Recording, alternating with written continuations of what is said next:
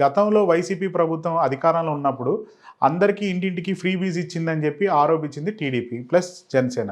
అయితే అప్పుడు ఆళ్ళందరూ పనికి రావట్లేదు, అందరినీ సోమరిపోతులు చేసేసింది వైసీపీ అని చెప్పి ఆరోపించారు కదా! ఇప్పుడు దానిపైన నిజంగా ఏం జరిగింది? దాని తర్వాత నిజంగా సోమరిపోతులు అయ్యారా? లేదా ఇప్పుడు ఎట్లా ఉంది సిట్యుయేషన్ అనే దాన్ని బట్టి ఇంద్రనీల్ గారు ఉన్నారు మనతో పాటు. ఇంద్రనీల్ గారు నమస్తే సార్. నమస్తే సార్. అసలు ఫ్రీ బీజ్ ఎంతవరకు ఉపయోగపడింది వైసీపీకి? లేదా ప్రజలకి ఎంతవరకు ఉపయోగపడింది? సార్ ఫ్రీబీస్ అనే కంటే ముందు ఒక చిన్న క్యాలిక్యులేషన్స్ 2-3 చెప్తాను నేను. జగన్మోహన్ రెడ్డి గారు 5 ఏళ్ల పాలనలో డీబీటీ ద్వారా డైరెక్ట్ బెనిఫిషరీ ట్రాన్స్ఫర్ డీబీటీ ద్వారా పంపించిన డబ్బు మొత్తంగా అన్ని పథకాలు ఏవైనా తీసుకోండి 2,70,00,000 సరాసరి అని అందరూ చెప్తున్నారు. No middleman. అలాగే నాన్ డీబీటీ ద్వారా ప్రజలకు అందించింది 1.7 lakh కోర్స్ అని చెప్తున్నారు. అంటే రెండు కలిపితే కనీసం 4,40,000 కోట్లు డైరెక్ట్గా ప్రజలకి అందించారు. రకరకాల పథకాల ద్వారా కానివ్వండి, ఇన్పుట్ సబ్సిడీల ద్వారా కానివ్వండి, నష్టపరిహారాల ద్వారా కానివ్వండి, ఏదైనా కానివ్వండి 4,40,000 కోట్లు ప్రజలకు అందించారు అని చెప్పారు. అదేవిధంగా వీళ్ళు ఏం చెప్పారు, జగన్మోహన్ రెడ్డి గారు 14 లక్షల కోట్లు అప్పు చేసేశాడు, శ్రీలంక చేసేశారు, దారుణం చేశారు, బీహార్ ఆంధ్రప్రదేశ్ అన్నట్లు మాట్లాడారు. కానీ అధికారంలోకి వచ్చిన తర్వాత అసెంబ్లీ సాక్షిగా వీళ్ళు రిలీజ్ చేసిన డేటాలో ఎంతని తేలింది, కేవలం 3,32,00,000 కోట్లు అప్పు మాత్రమే జగన్మోహన్ రెడ్డి గారు చేశారన్నారు. అంటే 5 సంవత్సరాల్లో 2 సంవత్సరాలు కరోనా ఉండి 70,000 కోట్ల రెవెన్యూ నష్టం జరిగిన తర్వాత కూడా కేవలం 3,32,000 కోట్ల అప్పు మాత్రమే చేసి, అంతకు మించి దానికంటే 1,00,000 కోట్లు ఎక్కువే జనాలకు పంచి, అర్థమైందా? తర్వాత ఆయన చేసిన ఇప్పుడు చూసుకోండి, అంటే 15,000 గ్రామ సచివాలయాలు, 10,000 రైతు భరోసా కేంద్రాలు, విలేజ్ క్లినిక్లు, లేదు రిటైనింగ్ వాల్లు, ఫ్లైఓవర్లు, ఎన్ఐడి తీసుకోండి, ఉద్దానం తీసుకోండి, ఇలాంటివి మీరు ఇక క్యాలిక్యులేట్ చేసుకుంటా పోతే ఎన్ని ఉన్నాయి ఆయన చేసిన డెవలప్మెంట్స్ కళ్ళ ముందు కనపడేవి. నాడు నేడు స్కూల్స్ అవ్వచ్చు, ఎన్ని వేల స్కూల్స్ బాగు చేశారు, హాస్పిటల్స్ చేశారు కదా, ఈ ప్రభుత్వం మెడికల్ కాలేజీలు కన్స్ట్రక్షన్ స్టార్ట్ అయినాయి కదా.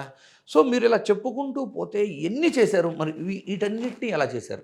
ఆయన ఏదైతే అప్పు చేశారో దానికి మించి 1,00,000 కోట్లు ఎగస్ట్రా ప్రజలకే ఇచ్చి, మరి ఇవన్నీ కూడా రెవెన్యూ జనరేట్ చేయగలిగితేనే కదా చేశారు. ఎలా చేశారు రెవెన్యూ?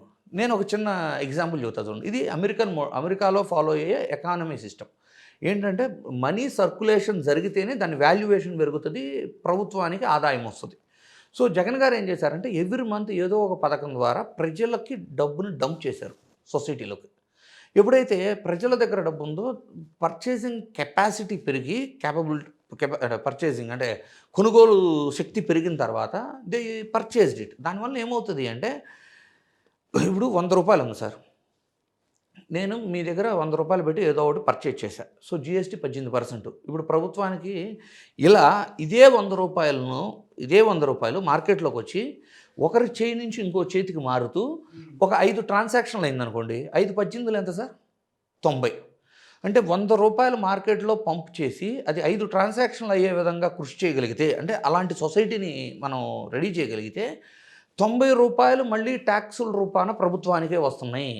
ఈ 90లో 45 రూపాయలు స్టేట్ గవర్నమెంట్ ట్యాక్స్, 45 రూపాయలు మనకి నేషనల్ గవర్నమెంట్కి వెళ్తుంది. ఆ 45లో కూడా మళ్ళీ 22 రూపాయల వరకు మనకే వస్తుంది వెనక్కి.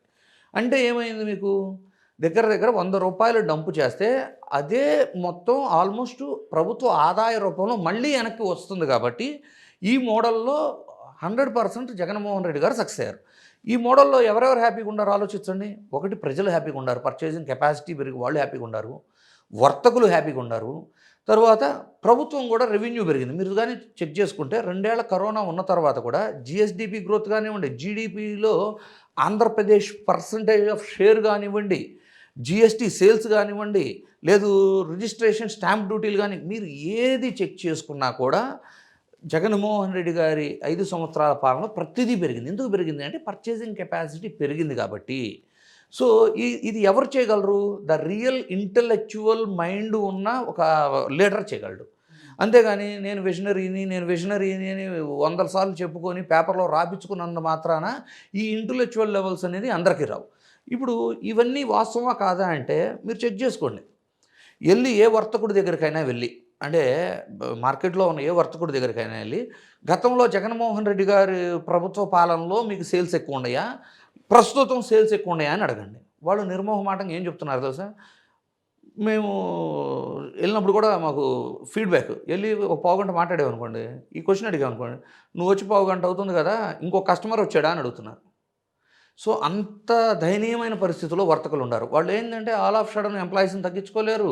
లేదు అంటే రెంట్లు తగ్గించుకోలేరు, తీయలేరు. అంటే ఈ ప్రొసీజర్‌లో ఈ 18 నెలల్లో ఆల్మోస్ట్ చాలా దారుణమైన లాసుల్లో వర్తకులైతే ఉన్నారు. సో, వర్తకులు లాస్‌లో ఉన్నారు అంటే కారణం ఏంటి? మీకు పర్చేజ్ కెపాసిటీ ప్రజల దగ్గర తగ్గిపోయిందని. సో, దీనికి ఆల్టర్‌నేటివ్ ఏంటి? సరే జగన్మోహన్ రెడ్డి గారు చేసిన సిస్టమ్ తప్పనుకుంటే మీరు కొత్త సిస్టమ్‌లో ట్రై చేయండి. అంతేకాని ఒక పక్క ప్రజల దగ్గర డబ్బు లేదు, వర్తకులు నష్టాల్లో ఉండారు. ఇన్ని జరిగిపోతున్నా కూడా కేవలం ఏమి పట్టనట్టు, మనకేమి సంబంధం లేనట్టు, పాలన అంటే ఏదో అన్నీ ప్రైవేటీకరణ చేసేసుకుంటూ ప్రతి ఒక్కటి కూడా మన అసమర్థత అంటే ఒక వ్యక్తి చేయగలిగిన పనిని మనం చేయలేకపోతున్నాము అంటే అది మన ఫెయిల్యూర్ అవుద్దా? మన ఇన్‌కేపబిలిటీ అవుతదా కదా! సో, ఆ విధంగా వ్యవహరిస్తున్నారు తప్పితే, జగన్మోహన్ రెడ్డి గారు ఆ రోజున ఇచ్చిన ఏదైతే పథకాలున్నాయో అది అంటే ఒక ఎకానమీ సిస్టమ్‌లో ఒక మోడల్ అది. సో, దాని ద్వారా రెవెన్యూ జనరేట్ చేసి ప్రభుత్వానికి కూడా రెవెన్యూ రీకలెక్ట్ చేసుకొని 100% అంటే మీరు చూడండి బైఫర్గేషన్ జరిగిన తర్వాత ఆంధ్రప్రదేశ్‌లో మనకి ఏ విధంగా మనం రెవెన్యూ జనరేట్ చేయాలంటే ఆల్ ఆఫ్ సడెన్ ఏం కంపెనీలు రావు. ఇట్ విల్ టేక్ టైమ్ 10 ఏళ్ళు పట్టొచ్చు, 15 ఏళ్ళు పట్టొచ్చు.